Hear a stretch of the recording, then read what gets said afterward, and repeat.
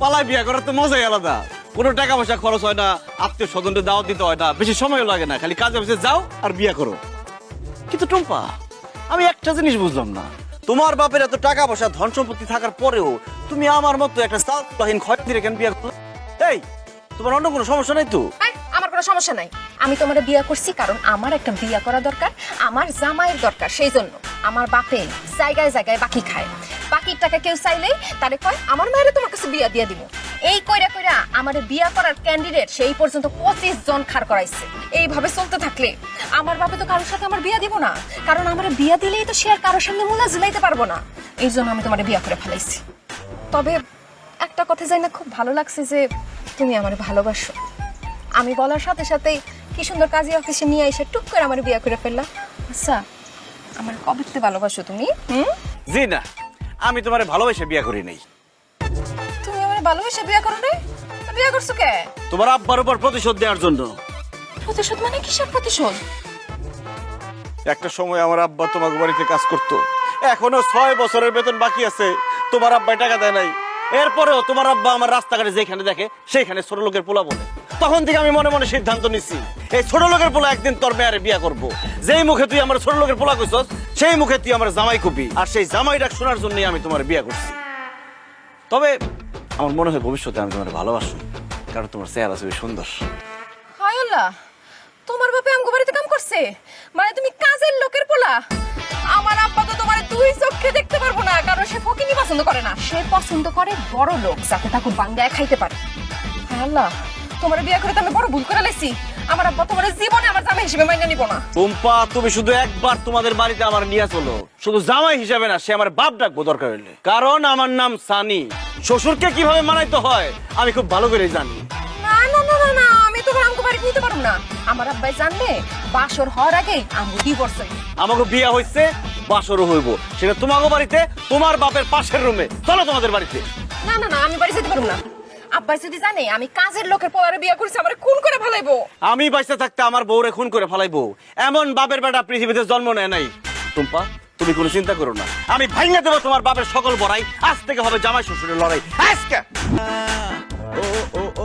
চাচা, আমি আর আপনার বাড়িতে কাম করুম না। ঠিক আছে, যা বাজারটা ভিতরে দিয়ে যা। হইলো যা।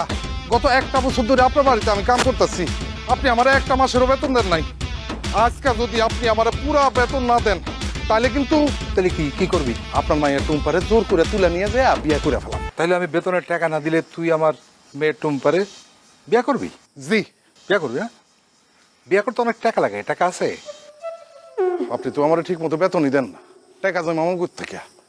আমি মানুষের বাড়িতে কাম কাজ করে 1000-5 টাকা জমাইছি। 5000 টাকা সাথে আছে? কেন? তোর কাছে যে 5000 টাকা আছে ওটা তুই আমার দে। আর তুই যে আমার কাছে বেতন পাইতি, টাকা পাইতি, হ্যাঁ, ওটা তুই আমার মাফ করে দে। আমি তোরে আমার মায়ের সাথে বিয়া দিন। কি করলেন চাচা? আপনারে আমি বেতনের টাকা মাফ করে দিলে আর 5000 টাকা দিলে আপনার মেয়ের লোক আমার বিয়া দিয়ে দিবেন? ও চাচা, আপনি মহান, আপনি মেহেরবান, আপনি কদরদান। চাচা নেন, আপা নেন, চাচা টাকা নেন, 5000 টাকা আছে, গুনা দেখেন চাচা। চাচা, আপনি আপনার মেয়েরে ডাইকা নিয়ে আসেন, আমি শুভ কাজটা এক্ষুনি সবাই ফেলতে চাই। আসসালামু আলাইকুম আব্বাজান। ওয়ালাইকুম আসসালাম। কেমন আছেন আব্বাজান? এই ছোট লোকের বাচ্চা, তুই আমার আব্বাজান বলে ডাকতেছিস কেন? আস্তে কথা বলেন আব্বাজান। এই ছোট লোকের বাচ্চা আর ছোট লোকের বাচ্চা নাই, সে এখন বড় লোকের মেয়েরে বিয়ে করে ফেলছে। আর সেই বড় লোকটা কে? আপনি। এখন থেকে আমাকে আর ছোট লোকের পোলা বলবেন না, আমাকে আপনি মেয়ের জামাই বলে ডাকবেন। কি করলি তুই? আমার মেয়ের টুম্পারে বিয়ে করে ফেলেছিস?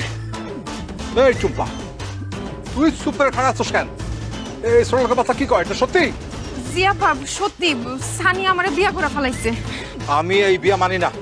এই আচ্ছা, হাত ছাড়, আমার মায়ের হাত ছাড়, এক্ষুনি বাইরে হ। কারণ না, না না, আমি আমার টুম্পু মনির এই বিয়ারে কিন্তু মাইনা নিছি, আর সানিরও আমার জামাই হিসাবে মাইনা নিছি। লেখা তোমার কি মাথা খারাপ হয়ে গেছে নাকি? কি কর?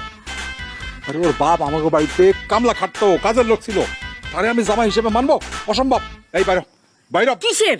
আমি অবশ্যই এই বিয়ে মাইনা নিব। একটু আগে তো তুমি আমার মায়ের কাজের লোকের সাথে বিয়ে দিতে চাইছিলা না? আমি কি সত্যি সত্যি ওর লোকে মাইয়ার বিয়ে দিতাম নাকি? টাকা পাইতো, টাকা না দেওয়ার জন্য এই মতলবটা করছি আর কি, বুঝো না? আল্লাহ চাচা, আপনি এত বড় মিথ্যাবাদী! এই এই সানি, ছোট লোকের বাচ্চা, তুই এখানে খাওয়া আসছিস কেন? তুই যা আমার বাড়ি থেকে বাইরে, আমার বাড়ি থেকে বাইরে তুই। ঠিক আছে, আমি বাইরে যাব।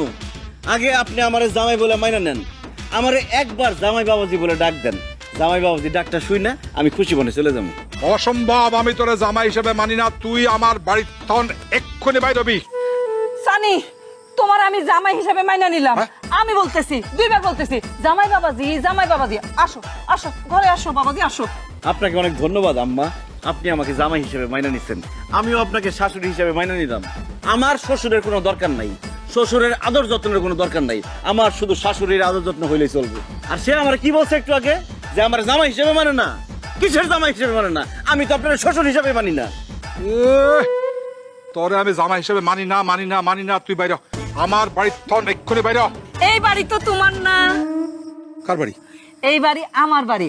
আমার শাশুড়ি মরার আগে আমার নামে এই বাড়িটা লিখে দিছিল। ও, তা আমাদের বাড়ি? কিসের আমাদের বাড়ি? শুধু আমার বাড়ি। আর আমার মেয়ে আর জামাই আমার বাড়িতে থাকবে, তোমার বাধা দেওয়ার কোনো অধিকারই নাই। আসো তো বাবাজি, আসো। আমি ওরে জামাই হিসেবে মানি না, আমি ঘরে ঢুকতে দেবো না। যদি ঢুকতে আমার লাশের মধ্যে ঢুকতে হইব। কি বললেন? আপনার লাশের উপর ঢুকতে হবে? হ্যাঁ।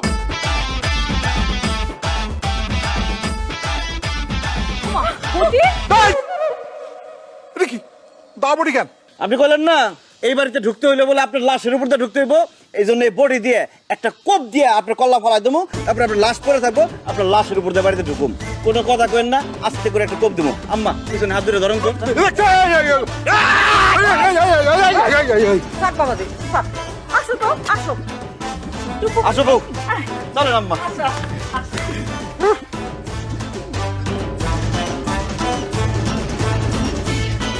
চাচা, আপনার মেয়ের তো এখন বিয়ে হয়ে গেছে, আপনি এখন আমার মুখের সামনে আর কি মুলা চুলাইবেন? দেন, আপনি আমার 1 বছরের বেতনের টাকা দেন, আর একটু আগে যে আপনার আমি 5,000 টাকা দিচ্ছি, ওই টাকাও দেন। বাবা মন্টু, বুঝছো কি, টাকা পয়সা খুব খারাপ জিনিস, যার কাছে যায় তার হয়ে যায়।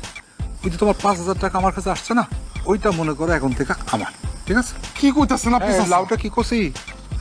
লাউ? কত ওজন হইব? লাউটা ওজন হইব সব মিলায় ধরেন 2.5 কেজি মতো হইতে পারে। ঠিক আছে, তুমি বাড়িতে ভিতরে রাখি আসো। যাও, যাও, যাও, যাও। আর রাই খাস মতো, কিন্তু আপনি আমার টাকা দিতেছেন না কেন? বাড়ি কিসের টাকা?